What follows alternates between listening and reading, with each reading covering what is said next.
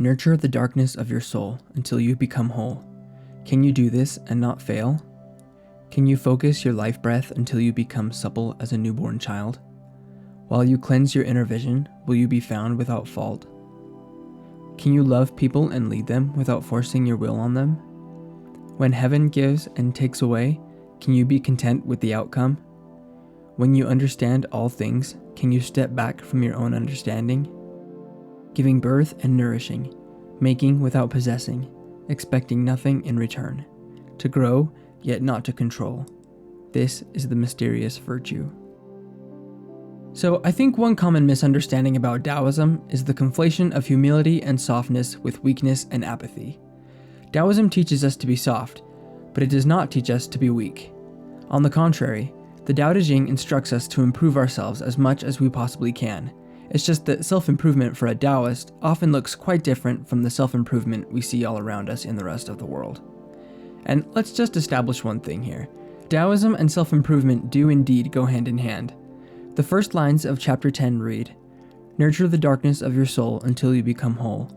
Nurturing your soul, letting it become whole, this is a kind of self-mastery.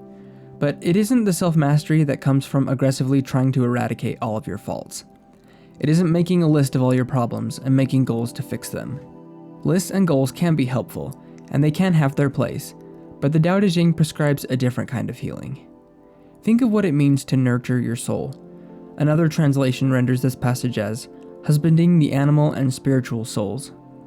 Another reads, can you coax your mind from its wandering and keep to the original oneness? Now, obviously, each of these translations differ quite a bit. When I read the Tao Te Ching, I like to read several translations side by side to try to pick out the main theme that's shared by all of them, kind of like using multiple lenses in an optical instrument to bring a picture into greater clarity. If you put each of these translations alongside each other, you can see that this nurturing of the soul is not a forced agenda or an itemized to-do list, but rather a gentle guiding of the mind and spirit into harmony one with another.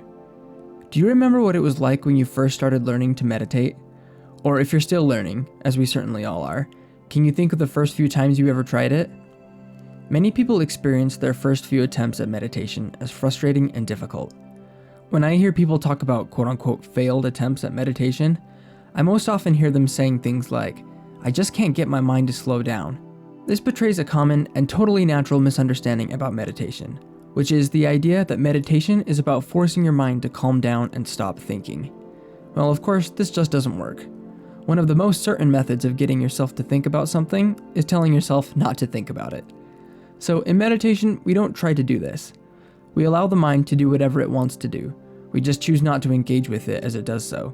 We simply watch the thoughts come and go without dwelling on them, like we are sitting on the side of the road watching cars drive by.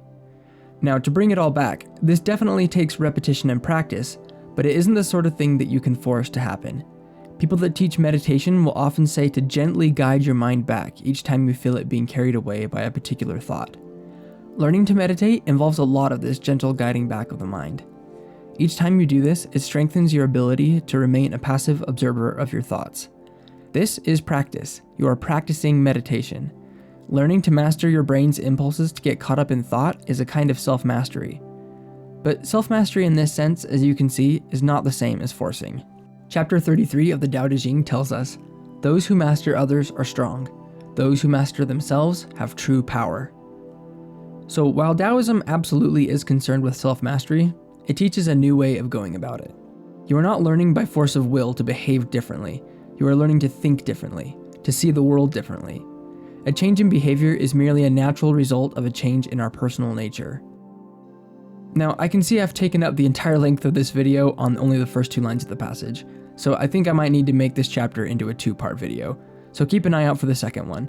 But for now, thanks for watching, and I'll see you tomorrow for chapter 10, part 2. Peace and blessings.